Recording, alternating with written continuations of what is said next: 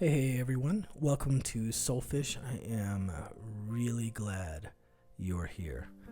If you're new to the channel, if what you hear vibes with you, please subscribe, like, leave a comment. We're growing every day. I want to thank you for that. I want to thank you for sharing our videos and information and teachings.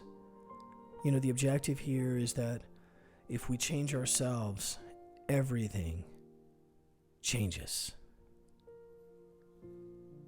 This is a continuation of our chat last week on what is an empath, and that was kind of part one. Gosh, I have so much to share with you today. It's crazy. So this is going to be a several part series that will come as I'm being shown, as I'm being told what to share with you next. About our gifts, about this is for empaths, this is for highly sensitive people, for intuitives. If you live with one of these unique folks, if you think you might be one, here are some things to consider. And so this whole video, the series is geared at the discussion on what is an empath and really true teachings, not a lot of the BS that I know I was exposed to, 10 years ago when I first realized I was an empath. There wasn't a lot out there. So I dug deep, and I've spent a lot of that time looking at ancient teachings, looking at esoteric teachings, hermetic teachings, looking at how did the ancients treat this, Native Americans. These gifts were recognized early on because it was part of the culture. It was still important. There is science to this. This isn't woo-woo stuff. I guess my frustration when I think about empaths, when I think about what we're taught, when I think about like a misdirected teaching of shielding, for example, and why that doesn't work, which I'll get into as a small segment today. But we wake up with these gifts, and at different times, whether you're a kid and you have them, which are a lot of the folks I work with have had them for a long time and didn't realize what exactly it was in them. They knew they weren't broken. They knew it wasn't a chemical issue, an emotional issue, whatever. It causes some of that stuff, but definitely not the other way around, right? So let's talk a little bit. Let's get into this because I want you to understand as an empath, if you looked at Google, it would say it's chiefly science fiction.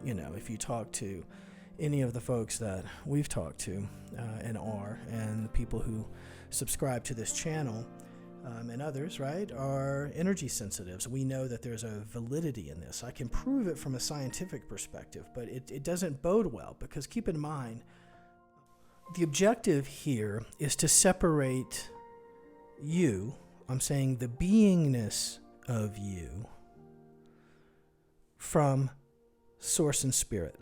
That is the purpose here. You see it in the calcification of our pineal gland. You see it in the substances that they spray in the air, put it in our food, how they make clothes, how the use of rubber or other materials act to insulate us from that connection. What is that connection? That connection is an electromagnetic connection. But First, let's talk about what are empathic gifts in general so that you understand. And then we'll talk about how does this really, how does science back this up? And, what does this mean to you? So this is going to give you some real information. Understand it's going to be a little heady at times. Bear with me. But you got to hear this because this is the truth. This is the real stuff. My frustration to I guess, segue for a second on a personal story, I had this kind of awakening. This sign appeared for me. I was kind of this corporate-y guy, and the sign appeared for me, and I was in this kind of high-stress stuff. And I wasn't happy. And, on paper, everything looked great. In real life, Nancy and I were like, man, if this is it, this is kind of like a duping. This doesn't seem to make sense. And so the sign came upon me, and I had never had an experience like that before. As a kid, younger, I saw different things, but had been suppressed, repressed, oppressed, whatever. To forget a lot of that, right? To put that off to the side, to treat it almost like an emotional thing, or like you're too emotional, or whatever that was, right? In my mind, or whatever. Until it came back out. And in the sign, it compelled me so much that it made me change my entire life, sell all my stuff, close all my stuff down, move to another whole different climate, place, everything, and shift. And that was, 10 years ago, give or take. And my kids are gifted, and as I share this, I'm saying that your gift is a tremendous part of your life. It's part of what makes all of your pie pieces align, make sense. This is a gift, not a curse. I treated it as a curse for 35 years. It felt very much like a curse. Gosh, I'm thinking it's longer than what I'm even telling you. Wow. So it felt like a curse. I just thought I was broken, so I kind of hold my stuff together. But I understood all these things about people. I could perform, given, after my pep talk every morning. But, and I understood things about people I shouldn't have understood, but I just thought it was like me in some way, like it was just part of a quote-unquote talent I had or whatever. I didn't realize that was something very different going on at the time, given my direction in life and where my focus was at, right? And so after that sign, everything changed for me. I realized that everything I'd been doing, even though I felt hollow, I really felt like, what was the point anymore? Like, I could like, let's move on. I'm looked after. Let's go. And I had no prior, kind of like 90-degree turn like that previously. I'm a pretty calculated, planning kind of guy. And for Nance and I, it was very much like, hey, we were shown a sign, and it really was that way. And it was life-changing. And so from that point on, I hibernated and studied. And so what we're talking about, what I'm trying to share with you today is, what comes through me through spirit, through this electromagnetic connection, through these gifts we share. Secondly, what comes through me, there's training, teaching for you. Things that you haven't heard, things that people aren't piecing together because there's a bigger story here going on. So what's going on first? Look, there's a in a lot of in the wisdom teachings, it talks about a battle for your soul, right? And I believe that there is one, because there is such an effort to try to insulate you from source and spirit in all platforms of our daily living.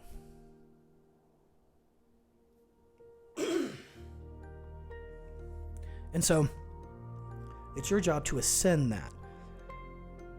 Your job, through understanding, through being open, through developing your gifts, understanding that they are gifts, so that you have to learn to wield them.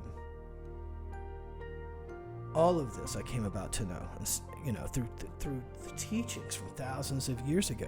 If this had been another time and place, people like us would have been plucked early on. As our skills and talents were recognized, we would have been plucked, and people who, masters, let's call them, would have taught us.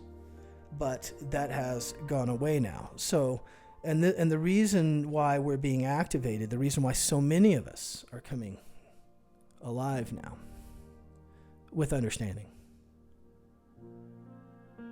is because this fight for your soul is real. This fight for who and what you are is real. I saw a commercial not too long ago, and in the commercial, the parents are over a daughter who apparently has just passed, and there's this floating, drone computer Star Wars thing over, and it says, hey, you've got 5 minutes to decide if you download her, otherwise, all of that information will be lost. And the mom's like, yes, of course, download her. And so the machine scans her or whatever, downloads her, right? And the next day or something, the dad is in the kitchen having a cup of tea, pretty upset about everything, kind of just like hanging in there. You can tell it gives off that vibe.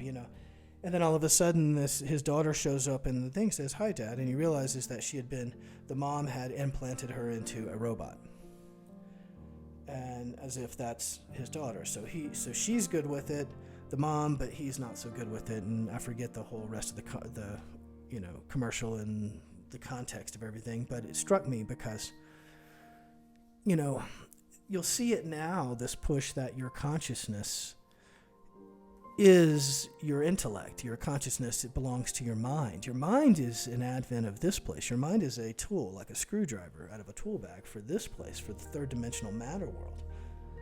Your mind is not your consciousness. But you're going to continue to be told that. As empaths, that's contradictory. As empaths, we feel the difference. There's something much more going on there, and what we're able to sense and do.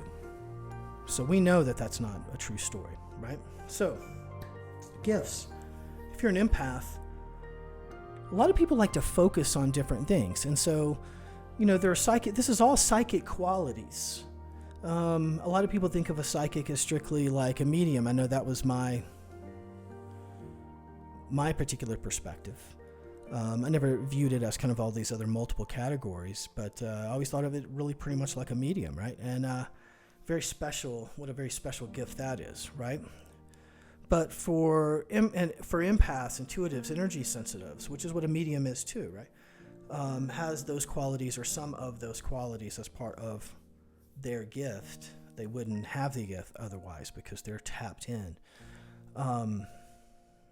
That's your ticket in. And so everybody's gifts are different, and I want you to understand that. So kind of like if you've ever watched Star Wars, and you think of like the Jedis there, and I want to be careful of my parallels, but just bear with me for a second. But if you think, this chick is she's the librarian Jedi.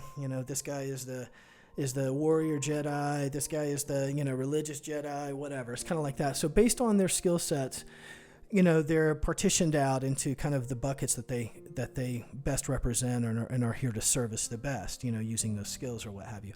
Same for you. Same based on your gifts, and is not a matter of whether someone's, because they have 5 things and you've got 3 things, for lack of a better example. I bring these things up because, a lot of the meetups we've done and a lot of the sessions that we've had and a lot of the discussion and the training for empaths and for energy sensitive folks, there's this discussion of, well, why can't I have this other thing too?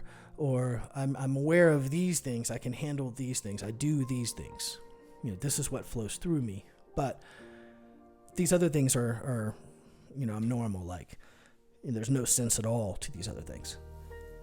And that's because, you particularly aren't equipped to handle that. It doesn't mean you can't develop into other gifts, and they do. As your gifts grow, as your beingness improves, what's given to you grows. The intensity of what's given to you grows. And so your powers do grow and evolve as you grow and evolve. But ultimately, we are software and hardware combined. Ultimately, our hardware can only process so much. Your hardware, you might have been designed to handle these types of things from a hardware perspective, and others from a hardware perspective are designed to handle these other functions, right? And so your gifts are equilateral. It's just given the bucket that you're playing in and what your needs are in that bucket. Now it's up to you to learn to wield your gifts and ultimately to grow them in the service of yourself first and others secondly. And the reason and how that works, so please let me explain this as before I move on to the bigger stuff. Wow, this is some foundational stuff. So please bear with me.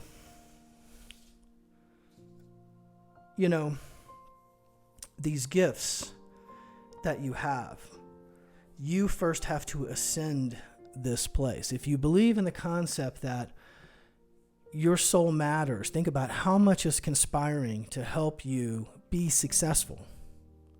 And for many of us, in terms of how we feel as an energy sensitive, as an empath, You could say, well, look at how shitty we feel all the time, for everything we're feeling, for all the stuff that's not ours, for, every time we walk into any sort of place with any sort of quantity of people, we have to take this stuff on. It's not fair. No, it's not fair. But at the same time, it's not fair because of our perspective, not because of the gift. You know what I mean? So it's not fair because we weren't taught what to do with it, right? If I said to you, hey man, go drive the car in the yard over there, and you said, oh, I'd love to, but I don't know how to drive a manual transmission. I can't drive a stick. That's not fair, man. I could, dude, as soon as you learn to drive the stick, you can drive the car whenever, whatever you want. I'll even throw gas in it for you. Oh man, that's not fair. Would you really say that? Imagine being 16 and somebody said to you, hey man, I'm not using that car over there.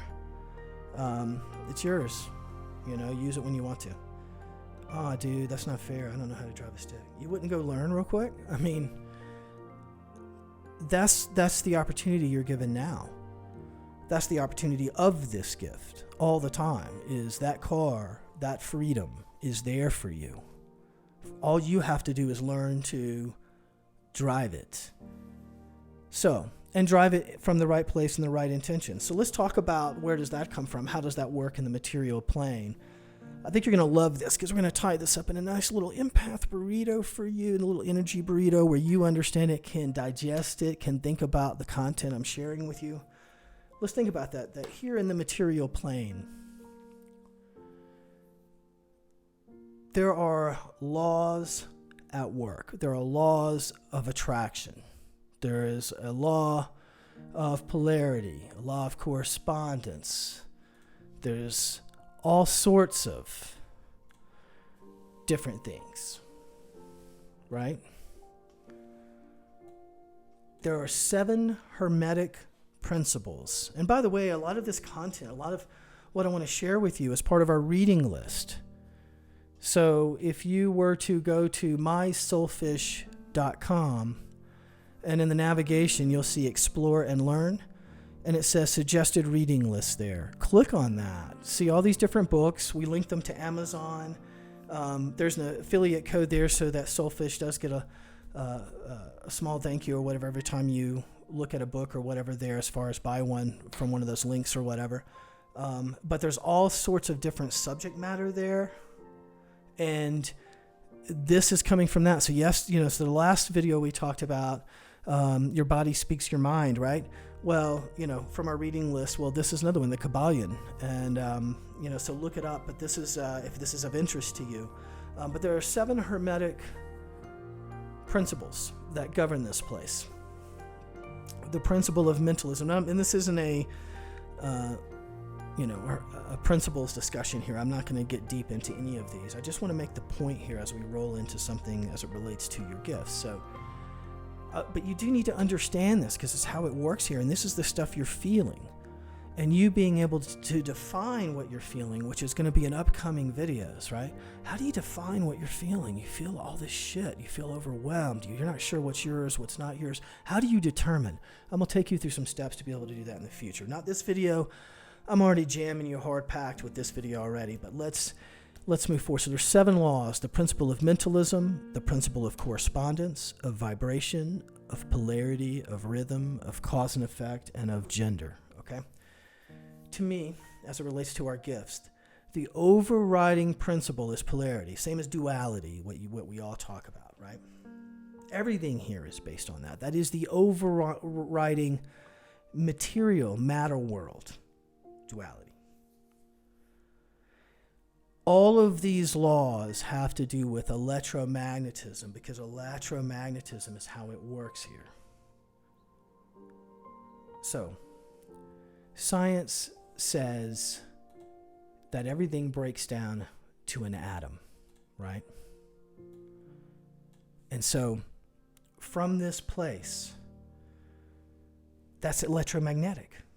It all breaks down to the atomic level, which means that your gifts, your empathic, intuitive, your energy sensitive gifts, those abilities all break down to an electromagnetic level. You're able to read an electromagnetic field, which is what everything puts out, is an electromagnetic field. And from those fields are waves, energy waves, the pulses you feel. Let's say cosmology, the Venus, I can feel different planets and the effects, right? I can delineate. That's an electromagnetic feeling. I'm able to read that, right? I'll show you a diagram.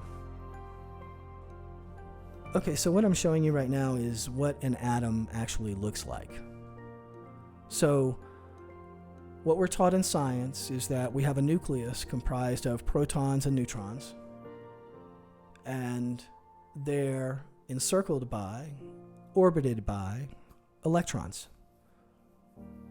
So what is, how does that work? So I'm pulling up an article here that you're looking at. This is from Universe Today. I'm going to read it to you a little bit. But scientists have used atomic diagrams to explain the workings of the world for centuries. And this goes back a long, long time. This is my point to you in our gifts, okay? So it states that the fundamental building block of matter is the atom. An atom consists of three main parts: a proton, neutrons, and electrons. Protons have a positive electrical charge. Neutrons have no electrical charge. Electrons have a negative electrical charge. So protons and neutrons are found together in what is called the nucleus of the atom. You see that there in the diagram, right? So electrons circle around the nucleus, and these chemical reactions involve interactions between the electrons of one atom and the electrons of another atom. Atoms which have different amounts of electrons and protons have a positive or negative electrical charge and are called ions. When atoms bond together, they can make larger building blocks of matter called molecules. If science did not have the atom modeled out, it would never have understood this exchange of electrons, yada, yada, yada. So, I find that to be completely interesting. So I want you to think about that and what you're actually sensing. So at the atomic and the subatomic level, we're talking about an electromagnetic reaction which creates a field, a charge, and you, as an empath, highly sensitive person, intuitive, are tapping into that field and are receiving in information from that field that to most people is doled out, insulated from. They don't have the receptor for it, so they don't feel its effects consciously. Doesn't mean that they aren't affected in a non-aware manner.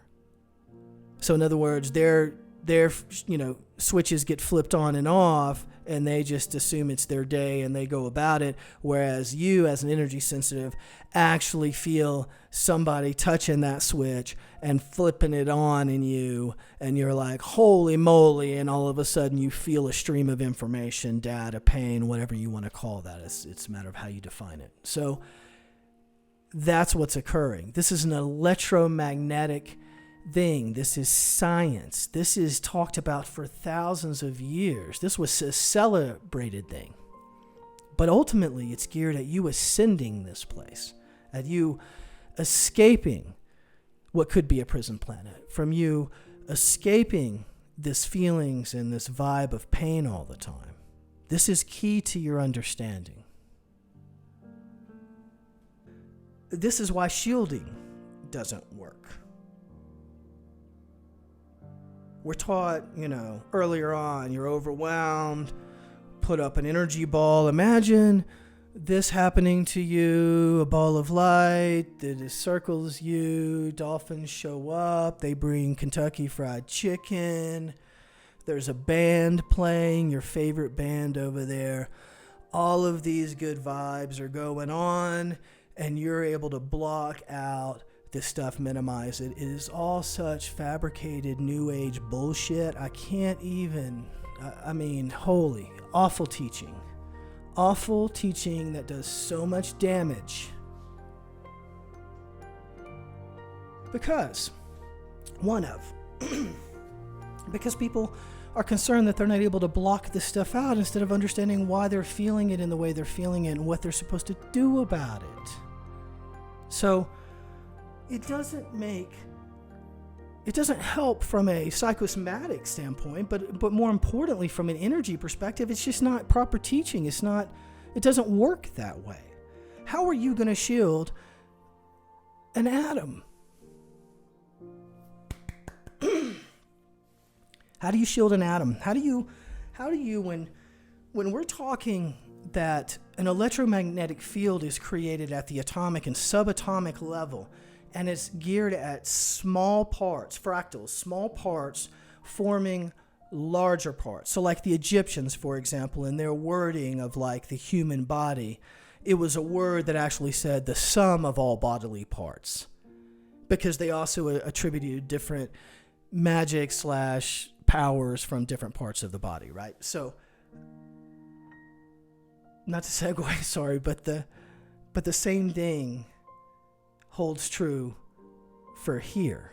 How do you, when you have relationships occurring at a subatomic level, and how do your dolphins and the good vibes playing from that, your favorite band in your bubble, energy shielding bubble, how does that work like that? It can't.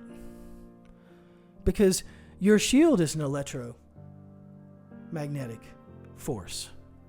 So it would be interacting. So all you've done is taken your tentacles and created it a bubble, or thinking you have, but you're still a torus field, which is a bubble. So you've done nothing. In other words, it's mental. Do you understand where I'm coming from? It's mental and fake and bullshit. Period. Thank you. The raven's outside even yelling at me saying, "You're right, tell him. It doesn't work." So how do you shield your own beingness? If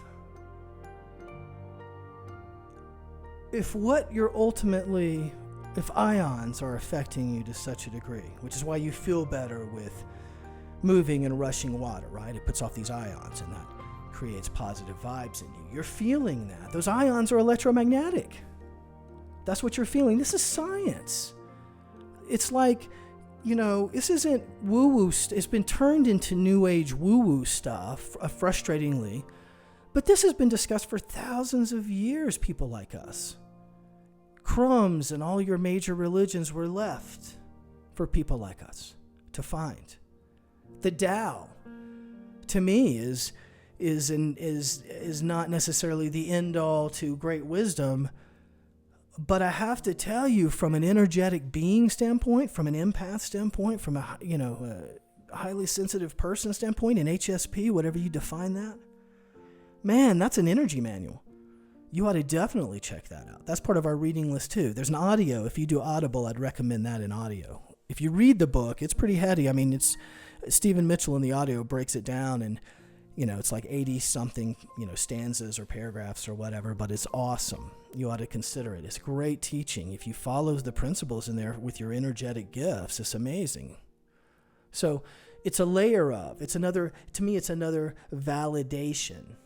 Because as an empath, you can't help but read that and not see how, if you followed some of those teachings, how that wouldn't benefit you in learning how to wield your gifts. And so I need you to understand that you are an atomic being. You are, to quote Nako and the Medicine Man, right? You are made up of particles, right? You're a miracle made up of particles. Think about that. So your gifts, what I wanted you to understand is this isn't BS. This isn't woo-woo. Your mood swing, your up and down, there's no reason for you to feel sad, but you're triggered in these ways, and it's because, you're feeling these other people. And you haven't learned yet fully how to feel you first. And once you feel you, you can delineate what's everyone else's. I know you know it intellectually that it's not yours. But because you've taken it on emotionally, it is yours. So what you can learn through this process that's not a loss of connection. That's not an insulation. That's not a shielding. That's none of that. It's you ascending. When you remove those things that make you, if you look at you as a vibe, as a vibration, and you say, hey, from a 0 to 10, 10 means that you could bend space and time. You are Ferris Bueller all the time, right now, right? Anything's happening positively for you right now. 0 means, if you could not get out of bed, you wouldn't. You're just going to stay there and crawl under the bed and under your house and see you, right? So that's 0 versus 10. So let's just say you're a 3, right? What do you think you're going to attract? If you are made of atoms, if you are energy, if we know that there is the principle of vibration, which means everything is in motion all the time.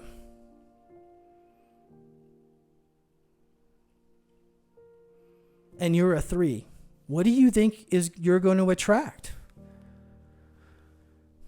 So you can't just say, I'm going to play in the law of attraction, for example. That's like making a cake with just sugar, right? Oh, let's talk about sugar. But, you didn't make a cake. You're just talking about one of the ingredients. For law of attraction to work, it's based on you having all of these 7 things in a line, all the switches on. And then a law of attraction works in a genuine, organic way. And that means it's sustainable. And that's what you want. You want sustained abundance. You want to sustain yourself. So even when the world feels like shit, you feel great. Great being, relative, right? You're not celebrating another's suffering, but it doesn't mean that you have to participate in feeling or in action in that suffering.